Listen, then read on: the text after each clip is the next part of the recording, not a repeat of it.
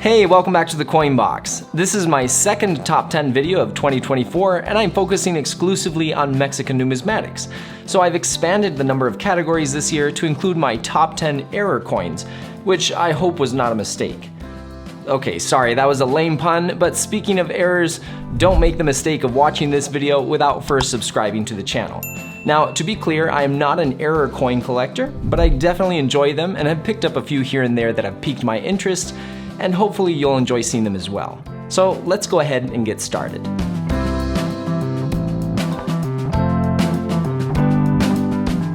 At number 10 is a fairly common off-center strike error. Even though these are not rare, it's a fun piece and I particularly enjoy the ones that still show the date, like this 1980 20 centavos Madero coin. This one was struck approximately 50% off-center, and it's interesting to see how the curvature and the force from the strike has slightly bent the planchet. Again, it's a common error, but because of how obvious it is, it's quite eye-catching.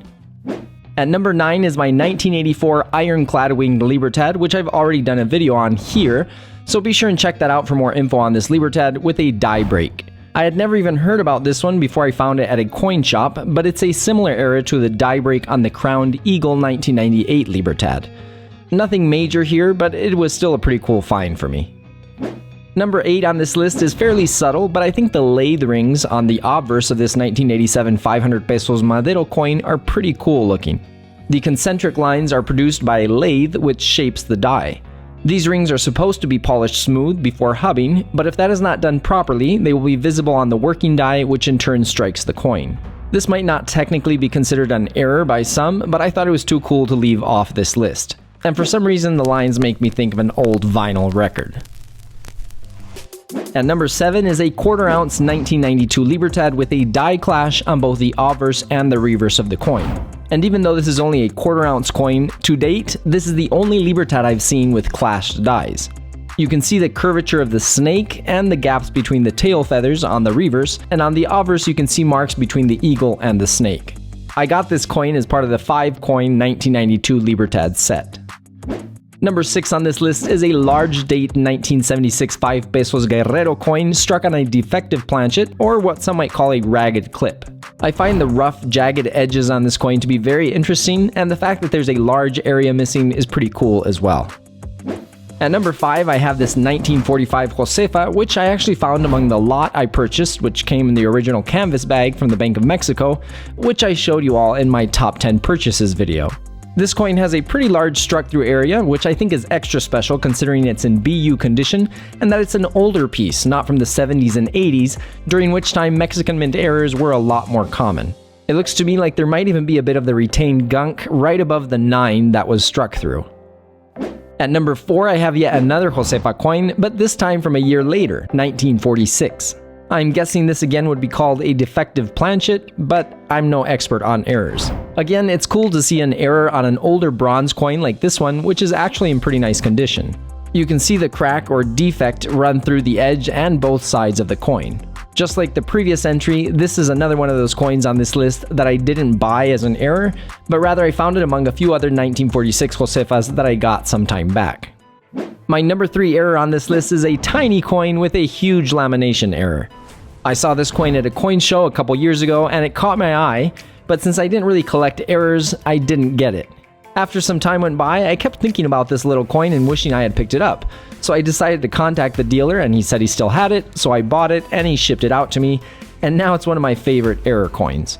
I love how the thin layer that is separated from the rest of the coin covers such a large area on the reverse, giving the coin a very dramatic look.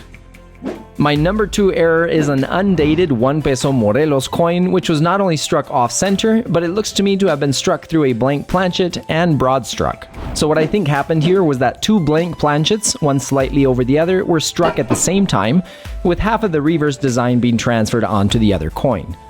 Of course, it'd be awesome to have the other half of the error, so to speak, but you can see on the obverse how the part that was pressed over the other planchet has a very well-defined strike, while the other half has a relatively weak strike.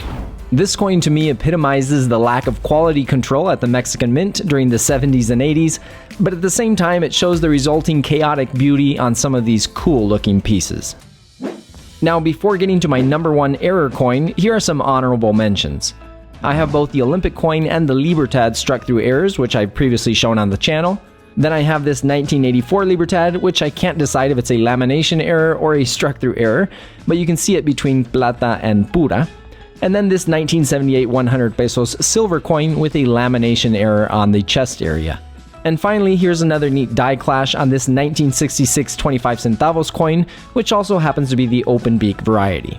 So those are my honorable mentions on this errors list. My favorite error coin currently in my collection is of course the drop number error on this 1975 20 centavos Madero coin from my grandpa's collection. Check out the story behind this coin as well as the explanation for how it occurred in this video, which I'll leave a link to.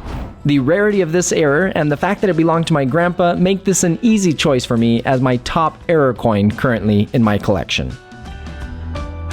Well, there you have my 2024 list of my top 10 error coins. Let me know in the comments below which entry on the list was your favorite. There are 4 more top 10 videos on the way, so if you're new to the channel, don't forget to subscribe, hit that bell icon, and if you enjoyed this video, feel free to give it a like and share it with a numismatic friend. Thanks for watching, and I'll see you in the next one.